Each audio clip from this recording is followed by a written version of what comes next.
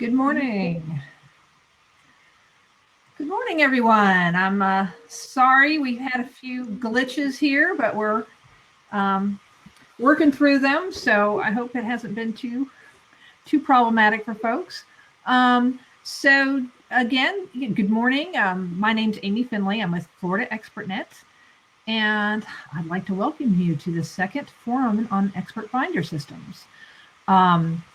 And I'd also like to thank our sponsors that have made this forum possible. Our gold sponsors are Elsevier and Digital Science, and our silver sponsors are Ex Libris and Clarivate. So also want to thank our committee members, and particularly to Kim, who's on stage with me now from Fuse Hub, and they're the ones providing the Remo platform today. So thank you, Kim and Fuse Hub. And then our moderator today is Liz Tomich she's a Senior Solutions Account Manager at Digital Science. And, this is going to be fast and furious, so I'm going to pass it on now to Kim, who's going to explain a few things about Remo. Hi, everyone. Thank you for being so flexible and moving events. We had 300 registrants, so I needed extra floor space. As people are networking later on during the coffee break, you'll be able, in your left-hand side of your screen, to click on the floor that you'd like to attend. So you'll be able to attend multiple floors just by clicking on the floor map on the left. You'll notice that you had an avatar that had a letter in it. If you click on someone else's avatar, you'll see basic information and also be able to chat directly with that attendee. If you want during the coffee break to change your own icon and share your information, you can do that by clicking on your own avatar and then editing your profile. It'll save for future events. So if you attend more than one EFS conference, you'll be able to have your profile stay with you the entire time. To move tables, to talk to somebody else, you just double click on any empty seat on the table, and that will automatically move you. You don't have to click and drag your avatar, just double click. If you hear a knock, that means somebody's sitting down at your table. You can also use the bar at the bottom of your screen to send messages to the entire event or only the people at your table or to specific individuals. So for example, you might use this feature if you want to share your website. During the coffee talk sessions, we'll all return to the conference floor. And if you want to take a break and have to leave your computer, sit at one of the take a break tables. The take a break tables means that you're going to turn off your video and your audio and you're going to leave your computer for a minute. The coffee break tables are where we'll actually be doing the networking later on in the conference. Once you're done, if you're having any problems at all, I'm going to be monitoring the chat. So feel free to chat with Kim Lloyd if you're having any issues or you have any questions. During the Q&A part, we're going to have 2 Q&A sessions, one after the keynote and one at the end of the day, and you'll simply type your questions into the Q&A part. I mean, if you do type it into the chat window accidentally, that's fine, but the Q&A area would be easier. At this point in time, I'd love to have Liz join me on the stage, our moderator for today.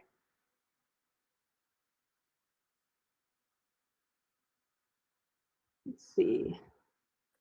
Make sure Liz can get on. Oh. Kim, Liz is having a problem getting into she can't see the mic or the camera icons. Could you assist her? Yeah.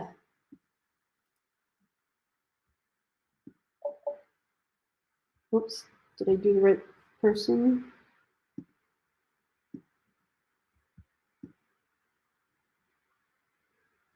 All right, Liz, you should be up. There we go. Thank you. Hey, good morning, everyone. Yes, I'm Liz Tomich, and I am an account manager for digital science supporting academic institutions in North America. Let's get started with our keynote speaker. I'm pleased to introduce Rebecca Bryant. Rebecca is a senior program officer for OCLC Research And today she will talk with us about the rapidly changing research information management landscape. Rebecca, welcome. Hi, good morning, good afternoon, everyone. Let me get my slides going here.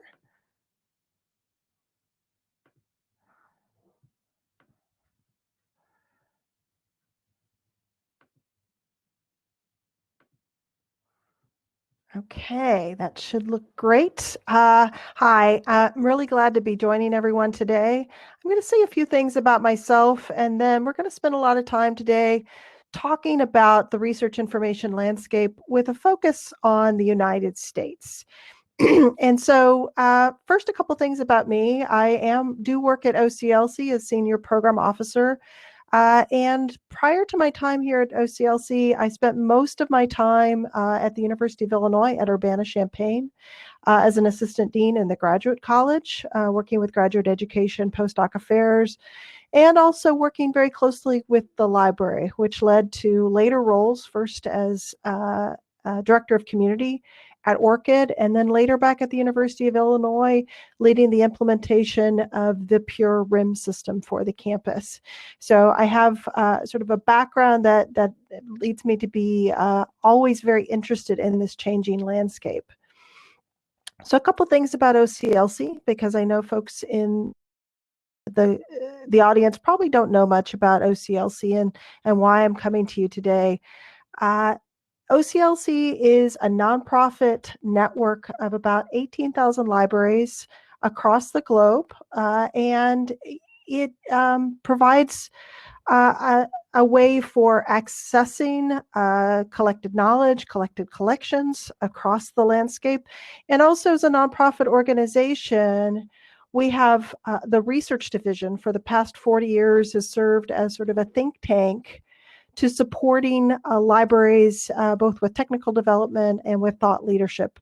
And that's the division of OCLC that I work from, really sort of dedicated to that nonprofit mission of OCLC serving the larger library community. And I also want to acknowledge that I'm coming to you today from Dublin, Ohio, in Greater Columbus, in central Ohio, and want to acknowledge that OCLC's headquarters and my home are located on the traditional territory of the Shawnee, Miami, and Wyandot tribes, and as well as the lands of other indigenous peoples who were removed in the 19th century. And the photo here is of one of the surviving mounds here in the local area from one of the ancient tribes existing more than 2,000 years ago. Now, OCLC has conducted quite a bit of research on research information management, and this is going to be serving as the basis for my comments today. With several research reports that focus on what is research information management, what is the role of the library, what does this look like in different landscapes, with a report here, Convenience and Compliance, looking at the European research information management landscape, and also the adoption of persistent identifiers like ORCID. And we've also had the opportunity to partner with Eurocris 2 or 3 years ago for a global survey on research information management practices. So that's all sort of a basis for beginning to talk more about RIM practices in North America and specifically in the United States. It's nice to start with a definition. Here's how I've been defining research information management, and that is as the aggregation, curation, and utilization of metadata about research activities. So if your institution is in some way collecting a bibliography of, it would be another way of thinking about it, of the research outputs of your institution for one or more purposes, we're going to be thinking of you as doing some type of RIM activity. And that could mean that you're aggregating this content into an expert finder system, which is really where we have the name of our conference here. But I want to emphasize that in my thinking, we're really talking about more than expert finder systems or more than researcher profile systems, because there are, once you have that data that's aggregated and curated, you may be reusing it and connecting it in multiple ways. So let's take a step back and talk about what you might be included in a research information management system. First and foremost, you're going to be connecting the researchers at your institution with their publications. But of course, there's so much more content that is engaged. Their grants, their projects, the persistent identifiers, ORCIDs, DOIs, maybe linking the equipment that they've used for their research. The research outputs may be traditional publications, they may be data sets.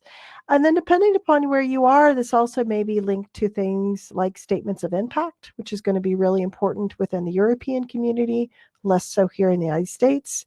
But if you're aggregating this data for faculty activity reporting, you're probably also including things like instructional history, graduate students who have been advised, committees that a faculty member served on, maybe also awards, service, committee service, etc. So this is all very specific to your own individual use case or institutional use case. And I'll also say there are a lot of different things that institutions can be using RIM systems for. And this model is intended to display some of those things. I'm going to walk through about 3 of these specific use cases: profiles, reporting, and annual academic progress reports. But in general, here in the US, we see a lot of profiles. We see a lot of annual academic progress reviews. And we also see increasingly some things related to reporting. Now, because these are typically different use cases, they may not all be one system. And I'm going to also be talking about that a little bit more. Now, what we call them. I mentioned this just a minute ago in that, our conference here is Expert Finder Systems. But if you're working in this space, you also might be calling this a research profiling system or a faculty profiling system or a research networking system. Generally, I think in those cases, we're talking about the same thing. You may also be working within a part of the ecosystem that maybe is more out of faculty affairs, and you may be talking about faculty activity reporting and are sort of the workflows there. It's a different process, but you're collecting a lot of similar information. And also then you may, if you're in Europe, you're probably calling this a CRIS system. You might call it a RIM system. You might call it a research information management system. There's all sorts of different ways that you may be talking about this, which I think of as a bit of alphabet soup. Is that we have all these different acronyms, and my concern about this is that I think it makes it very difficult for us to realize we may be talking about the same things. And it also is also sort of represented in that we have a lot of different products, ranging from homegrown products to open source products like Vivo or DSpace CRIS, to vendor products like Pure or Elements or Converis or Esploro, and that are all sort of in the sort of, CRIS or profile sort of space. But then we also have other products like Enterfolio or Digital Measures that also collect this information, but sort of for more of a faculty activity reporting workflow sort of point of view. So, and they collect the information in different ways. And I know that a lot of you working at institutions are also trying to share information between many of these systems as well. Now let's dig into some of the use cases, starting with the one that I think is most prominent at this point in the United States, which are public profiles. And with the goal really being, like Florida ExpertNet, for example, to support expertise discovery, to support collaboration across campus, maybe across the state, and particularly to catalyze relationships, maybe to support economic development. And at the bottom line, to support reputation management, both for the institution and also for individual researchers, and to get a larger slice of external funding dollars, often private funding dollars. And again, here's this sort of nomenclature. Again, I'm going to come back to, this is sort of the alphabet soup of, we're calling these sort of different things. But in this case, I think we're sort of talking about the same thing. There's some sort of public portal that exposes this information and is intended to help support discovery of people and expertise and about their research outputs. So here's a great example from the University of Minnesota using Elsevier's Pure product, and includes multiple campuses, including faculty, researchers, postdocs, and some graduate students, as well as librarians. And so this is one of many examples that we see in the United States and across the world for a public profile system. A second use that often doesn't seem to, that some folks will put off to the side, but I maybe am being provocative, or maybe really think because it includes the same metadata, has a place here. And that is annual academic progress reviews.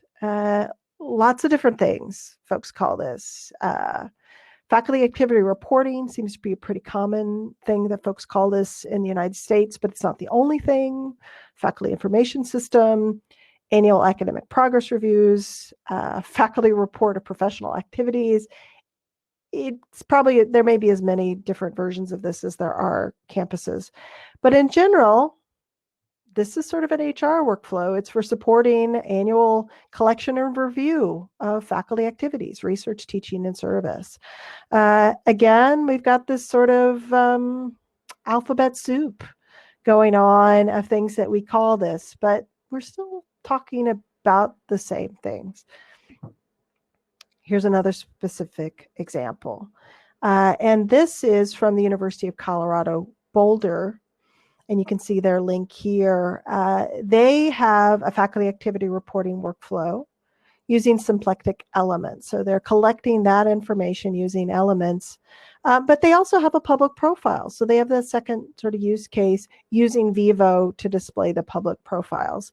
And then they also have a number of uses for reusing that data for grant reporting, to update web pages, and other types of content throughout the university system.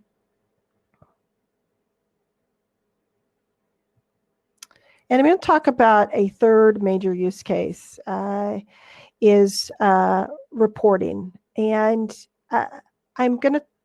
it can really be further subdivided into internal reporting and external research assessment. And I think it's important to talk about these separately because they are separate things, but they're also, I think, very important when we're thinking about the United States in comparison to other landscapes like Australia or the United Kingdom. So the goals here are really for for national reporting to describe institutional research for maybe government reporting, like the UK's Research Excellence Framework. This is really what we think of as sort of the traditional CRIS, or Current Research Information System, function as it exists in Europe. Although that's nomenclature that we don't use much here in the United States, or that we're confused about using, or that in many ways, because we aren't sort of reporting in that way, isn't even sort of appropriate for some ways of what we're doing. But there's also reporting in the US that is also much more local, much more at the institutional level. And that's, I think, where we're seeing much more growth in this area. The landscape in Europe is really quite mature and has been developing since the early 1990s. It has a has a well-established professional pan-European organization, Eurocris, that's working in this space. And the nomenclature is, because of that maturity, you're not going to see the soup can here. It's really much more, it's really much more sort of formalized, and you can use the term CRIS, and there's widespread acceptance, I think, of what that typically means. Because no national mandates here in the US, like you see in the UK or like you see in Australia and other places, reporting hasn't been the top driver. We're much more engaged with things related to reputation management, public profiles, connecting researchers, getting cross-disciplinary research teams for team science together. Those are really a lot of our top goals. But institutions really do want better data. And often what we see is that once the data has been aggregated for public profiles, people also, in other parts of campus, administrators really see, oh my gosh, this can be so much better. I can have a better sense. I can have better data-driven decision-making. And in some interviews I've conducted with people across campus often, and the research offices, they'll say things like data, I'd love to have data at my fingertips. I want push button reporting. I want a better way to understand the impact of research on our campus, strengths and weaknesses, areas for investment, and to get a sense of maybe we have researchers spread across campus, but they're all related to this area. Wow, we have a story to tell that we didn't realize without the data. And so we're seeing much more of that. So this is a bit of a quick aside, but it's nice to take a step back and just to think about, this is fairly new but rapidly developing landscape, especially here at least here in North America, with the adoption of RIM systems within the last decade or less. But it's really in part because we can. It's in part driven by globalization and competition, less so by mandates for us here, but really much more because we have the technology, we have standards, we have much more networked information. That means we can begin harvesting this data at scale and harvest quality metadata at scale from sources like Scopus or Web of Science. And we also have persistent identifiers that are growing sort of by the day, such as DOIs and ORCIDs, that are also helping us to improve our metadata and to make it much more harvestable, much more shareable, and so that we can sort of look at that as a much larger research graph. So I'm going to move in a little bit to think about who our stakeholders are.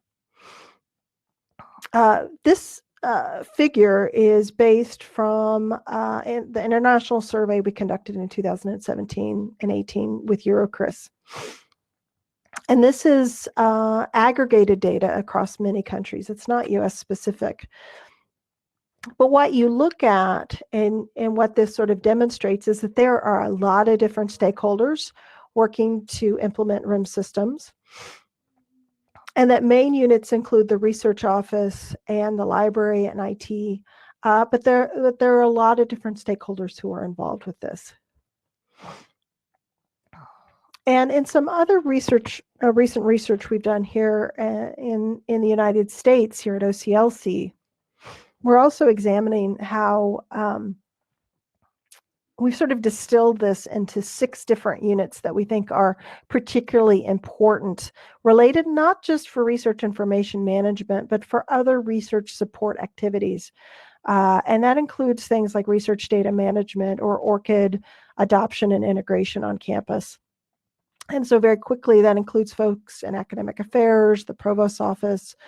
That often includes institutional research folks who report up through the provost's office, research administration, research office, the library, campus IT, Faculty affairs and governance, especially if there's a faculty activity reporting component.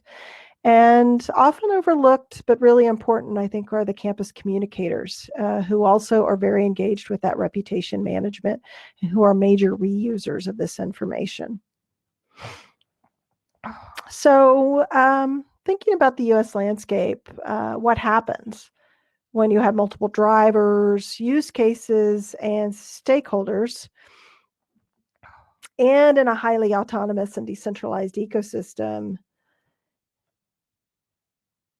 You get silos and you can get duplication. And I think that this is a pretty fair assessment of what our ecosystem looks like. One quote I heard in conversations with a colleague working at a large major public institution in the US was her saying, "We have 6 or 7 research profiling systems on our campus. That's duplication of service for sure. It's definitely a duplication of effort." And what we see is that public profiles, faculty activity reporting, and other systems and workflows are often still largely separate. They may often just not exchange information. And I'm not here to say that I think you want one big system everywhere, but I do think that at a minimum, we definitely need to achieve enter once, reuse often, where we can much better exchange the information there. But we also have cases where colleges and departments are often still maintaining their own processes, and that can make it really difficult to aggregate that data for a consistent and enterprise level view. So often for us at our campuses, we're just struggling to get a sense of what really is happening across the whole institution. And if we are aggregating that, maybe for the public profiles use case, what I would tend to call good enough data, it may be incomplete for other things like strategic decision making. And we still have a case where faculty can feel burdened by being asked to enter information into multiple systems. And they're busy enough that this is not an ideal situation for them or for us. And so it leads me really to emphasize, again, that research information management is an enterprise task. Again, in some interviews we've conducted at OCLC Research with folks across the American landscape, we have one person at another large public institution saying, "I don't think that the campus RIM system would have been successful as a library-only initiative. It's been critical that it was backed by the Office of Research. It's helped it keep a more campus-wide perspective." And in another case, the Research Development Office has worked hand in glove with the library on the creation of public profiles for that institution. So this goes a little bit to why this is hard and what we need to change, and some suggestions for moving forward, and even what the landscape may look like in the future. And I would argue that not only do we need improved technical interoperability, but we also need improved social interoperability. We need broader PID adoption for disambiguation to help us with data harvesting at scale. We also, frankly, just need to do a lot of work with our own internal data, because a lot of times we haven't tried to reuse this data in many ways before, like HR data in particular is the one that most of us seem to struggle with. And it's not really fit for purpose. So there's a lot of need there. And this is recognized by our senior leaders, such as the university president, who's appalled at the difficulty of understanding institutional research strengths in a data-rich way. Now, we also have the need for social interoperability, which is that human touch, the relationships, so that and really the hard work of individuals connecting so they can collaborate. And this is a term that we've really tried to promote as the complement to technical interoperability, and some work that we've done here recently at OCLC. when you have a situation where we know that RIM system implementation on campus requires multiple stakeholders, particularly for it to be successful project, well, it's really important for us to acknowledge and to find ways to work better together for improved social interoperability. I know too often I've attended conferences where you see a great technical presentation, but then you get the aside that, well, there's the social part and that's harder. This is really, I think, an attempt for us to call this something, and also for us to recognize that it's also something that requires development, just like the technical development. It is an investment. So that's great. You're sitting there, you're thinking, yeah, that makes sense. Yeah, but why haven't we been doing more of this? And it's because working across campus is really hard. And in the words of one RIM, or faculty activity reporting workflow administrator, it all takes longer and has more dependencies than you think. And one of the things that I think is really interesting and that frankly, that I wish that I'd had earlier in my career working on a campus was understanding why it is so devilishly hard for us. And it's true very much in the US, but I know that in our conversations with others in Europe that many of these things are really the same everywhere. And that's this description by engineering expert and former university leader William Rouse. He's a systems engineering expert. I want to clarify that. And he describes universities as complex adaptive systems.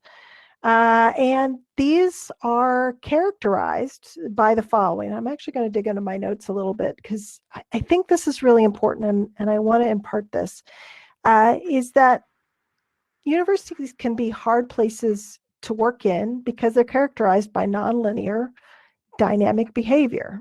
That means that people may respond in disproportionate ways. You're sending out emails about the work that you're doing. Nobody ever notices anything. And then that one person notices some offhand comment, and then boom, you actually have something you have to manage. You also have people acting as independent agents. People have a lot of freedom to be self-directed in their research, in their work. And this is often like one of the conversations I've heard lately from folks is, I'm having difficulty with this unit being willing to share their data, when maybe it's actually the institution's data for this institutional project.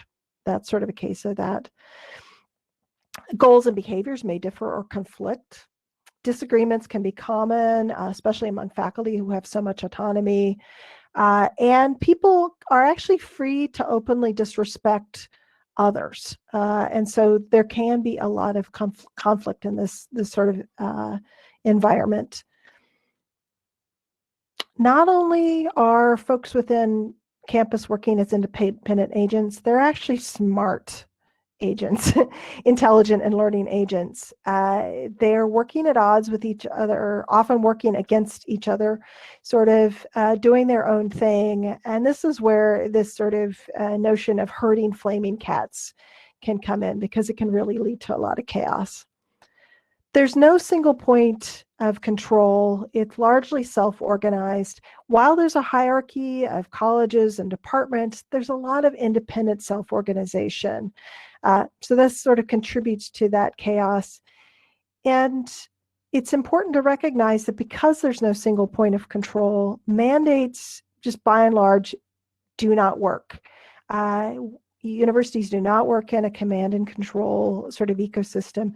They instead work through incentives and inhibitions. So I'm wrapping up here, and I know we're going to have a little time for questions. Here's some thoughts about what may be coming next for the future of research information management in the US.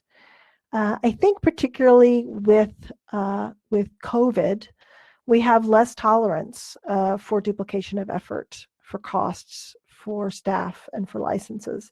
So I think that actually really means that our need for social interoperability is only going to become greater. And I think that this also is in part related to the growing need for better data, better system-wide data to help with institutional decision making. I think it's become far less tolerable for us to have this Excel spreadsheet in the College of Fine and Applied Arts and this Excel spreadsheet in this unit. It's much more important that we have better aggregated data that is complete and accurate. I think we're going to see increasing need for technical interoperability between systems and also more social interoperability. And I also think there's a need, and I also want to advocate for a vendor agnostic RIM community of practice, which we're really here in the early days, I think, of moving towards with this conference. And so my hope is that with this conference, we may also be moving towards more of that community that is both international and connected, but that is also sort of a nice companion also to work that Eurocris and other organizations do. So very quickly, I want to mention this research study that we're currently doing, and then I'm going to turn it over to questions. We're in the process of conducting research on 4 U.S. institutions listed here. The research team here is on my right. There's more information here. We're going to be publishing the findings about these case studies later this in U.S. summer 2021. And so I think I hear somebody else's speaker, so I'm going to conclude there, and I know we have just a little bit of time for questions. Thank you so much for that great presentation, Rebecca. We do have some time for questions for Rebecca, so if you have questions that you'd like to submit, go ahead and put them in the Q&A section. And just to remind you all, the sessions are being recorded, so those will be shared with you as well. And I do believe the slides will be available in the future too. So if you have any questions, go ahead and put them in the Q&A. All right, so let's see here. Rebecca, what are the issues you see with RIMS when seen through a DEI lens? For example, RIMS seem to bias against the human, so bad at representing books in the systems, but there are likely others. Yeah, I think, thanks, Charles. I really always appreciate questions like this. There's a lot of problems. There are a lot of systemic problems with how we collect humanities, arts, and some social science data. We're actually quite good at harvesting metadata at scale from the STEM fields. And as you and probably everyone attending here today knows, we don't have as good a ways to collect that humanities content. And that's partly because, well, there's problems with the way that data is captured in systems like in library systems that often still rely on MARC records. There's also challenges that we may want book chapters, but they may not have specific DOIs or catalog records that are specific to just the book chapter. And there's also the challenges of adoption with, ORCID identifiers and also being attached to metadata earlier in sort of that publication workflow. So this is an interest this is an issue I'm actually very, very interested in, particularly as a humanist myself originally. And I'm eager for more conversation in this area with others who might be interested in seeing how we could have further discussions about efforts, because I think there are I think this is a social interoperability issue. I think that it's a library issue. I think it's also a publisher issue. And I also think it's a vendor issue. And so I think there are a lot of things there. So thanks for that question. All right, we have another question. What factors control the adoption of RIMS by more universities or other research organizations? Why have not more organizations gone down this road? Could you read that? I'm sorry, could you read that Sure. question again? What factors control the adoption of RIMS by more universities or other research organizations? Why have not more organizations gone down this road? Well, I think a lot of institutions are implementing RIM systems. I think that actually a lot of institutions have adopted something I would think of as a RIM system, but that they may not think of as a RIM system because they're aggregating maybe in a system like digital measures. It's not sort of fitting that CRIS sort of information management sort of use case, but it is about some level of that aggregation of content or about facilitating a workflow. And so you're collecting that. And so I think that there's actually, I would argue there's more of this than we think there is.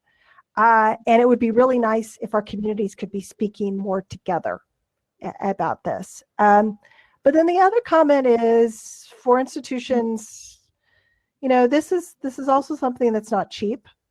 It takes a lot of effort, staff, and I think that you see, of course, the first adoption related to more well-funded research institutions, but then sort of following with a more broad array of institutions, hopefully in the future. Just letting you know, so we're getting comments. People really appreciate the social interoperability framing. And another question for you, Rebecca.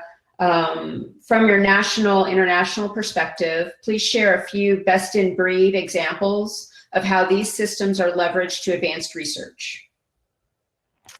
Oh, that's a good example.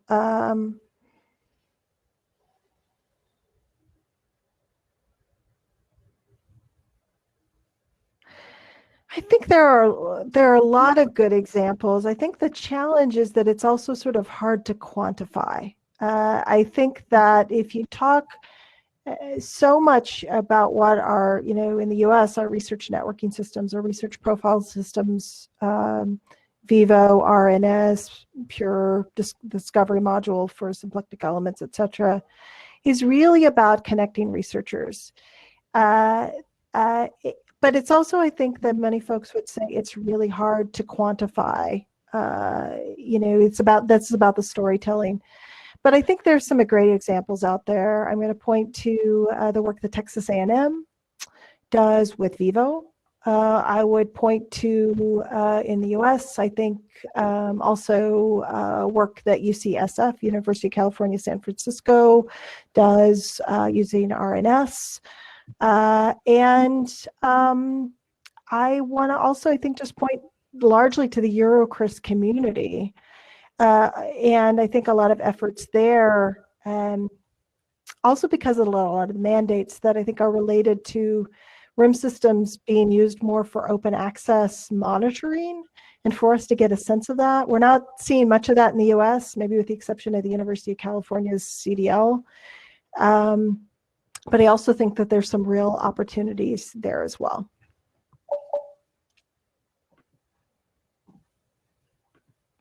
All right. If we have we have time for maybe one more question. Take a moment. And then we'll move along. Yeah, I'll note my slides will, of course, be publicly available. Great. Thank you so much, Rebecca. Very good conversation. Thank you. I would like to now move on to the next presentation. I would like to introduce Kelsey Roselle from Digital Science for our sponsor talk. Kelsey is Senior Vice President of Institutional Sales and Commercial Director for Dimensions. Thanks, Liz. Let's see if I can get this right on sharing my screen. Always a challenge these days.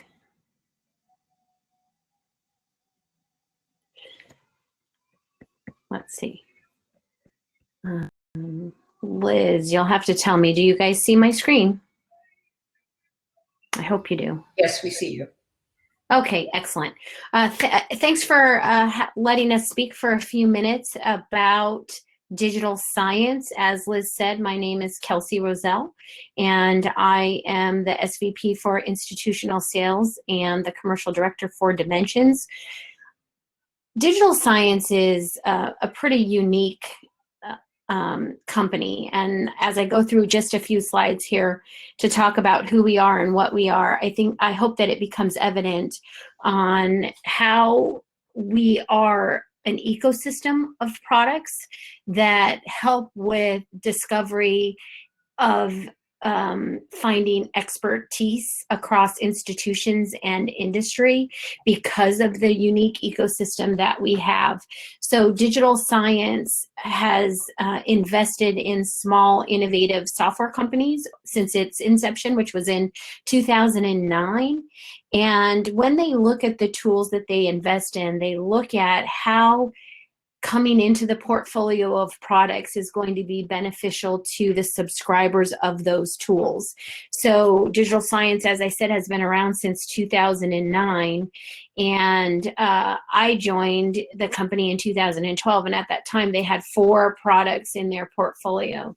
And as you can see from this slide, it's grown significantly.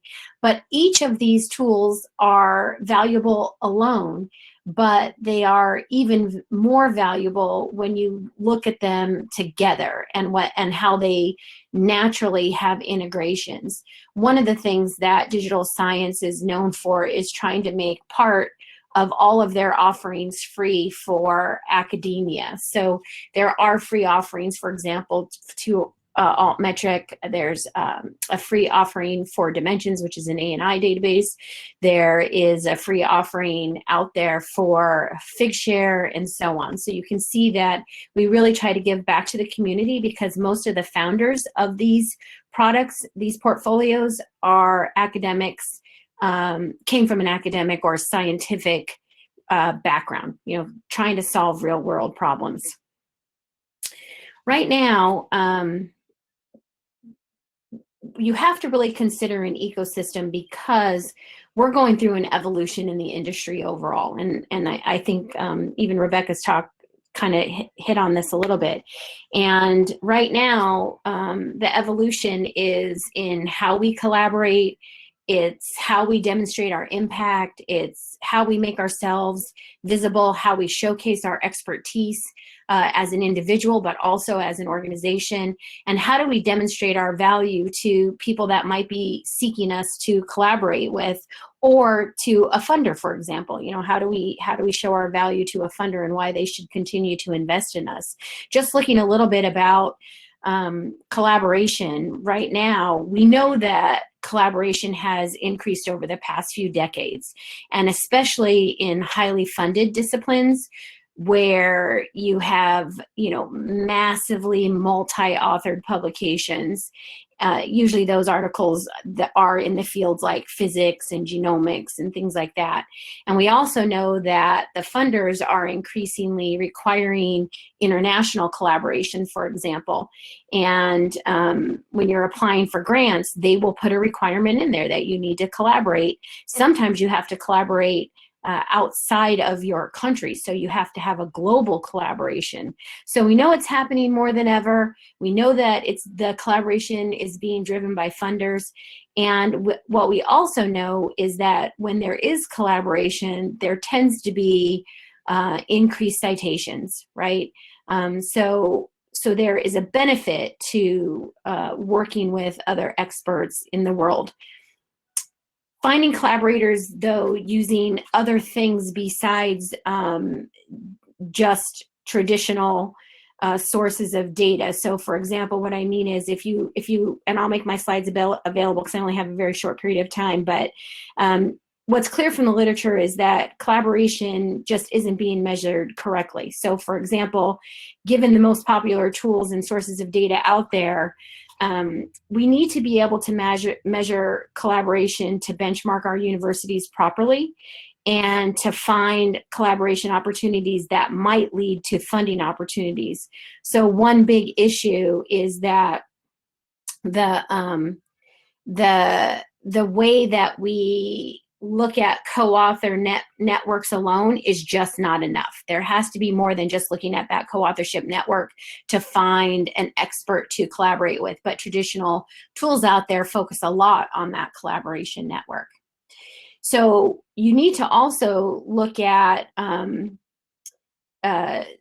the funding landscape. So not only do you have to take into account that collaboration network, but you have to be able to also then look at what's happening in the landscape of funders as it relates to, for example, what's happening with patents, right? So being able to look at the industry, being able to look at maybe who's being cited in policy, who's getting recognized in their own fields. So there, you have to be able to have a tool that gives you a view into all of these different links of data alongside that collaboration network. So again, it's just important to look at all of those aspects. So if we were, for example, to look at a particular discipline like biochemistry and cell biology, well, we know it's one of the most funded areas worldwide, right?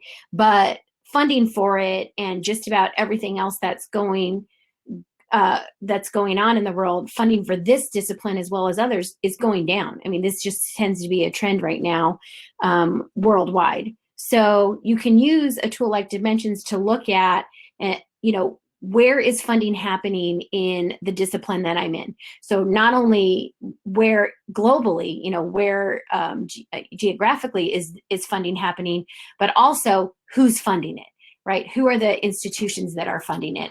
And then who are the funders that are funding it? And then you need to look at the institutions that the funders are funding. And from there, you start to get to those collaboration networks that are going to help you narrow down your expert search and find a collaborator that, again, might be getting recognized in other areas such as maybe news and media, right? So somebody that's, highly cited, has a high field citation ratio, but also is being recognized out in news or science blogs or, talked about across other platforms that give you a broader reach as well. So these are some of the things that you should consider when you're looking at finding an expert to collaborate with.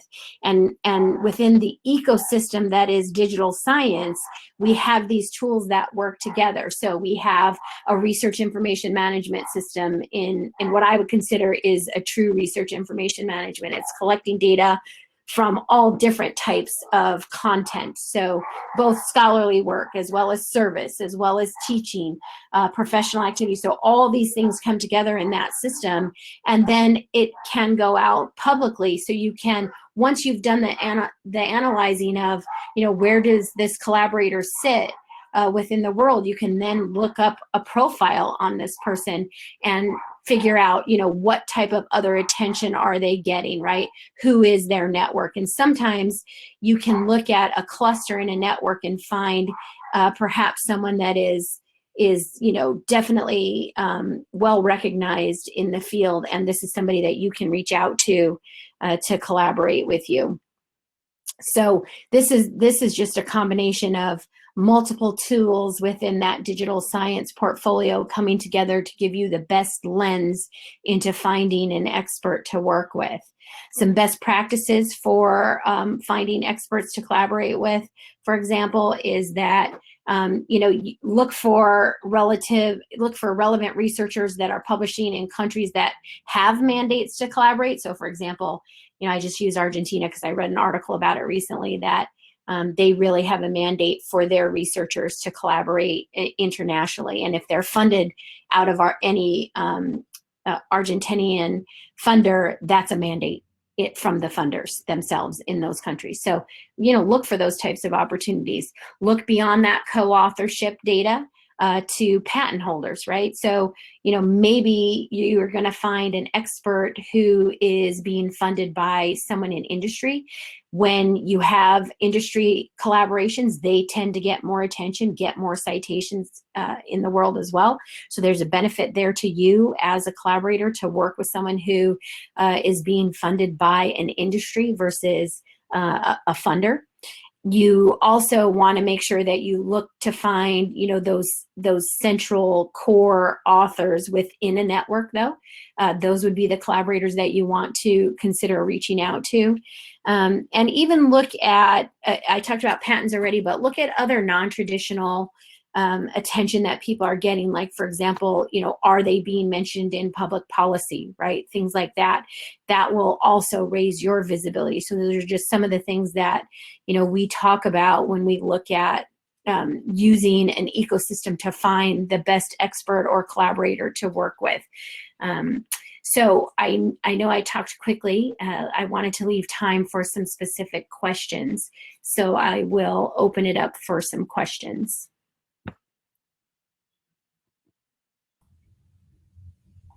I don't know, Liz, are you monitoring the chat?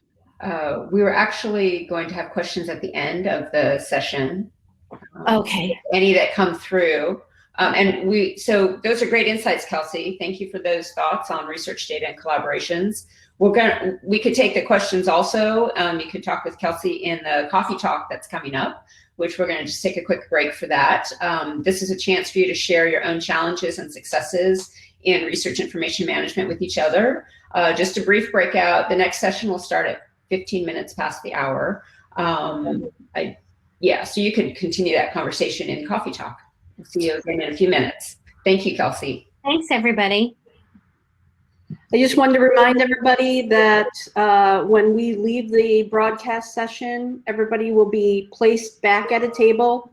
You can move tables again by double clicking. In addition, if you wanted to take a break and leave your computer, go to one of the take a break tables. Otherwise, feel free to go to one of the coffee talk tables to network. Thank you.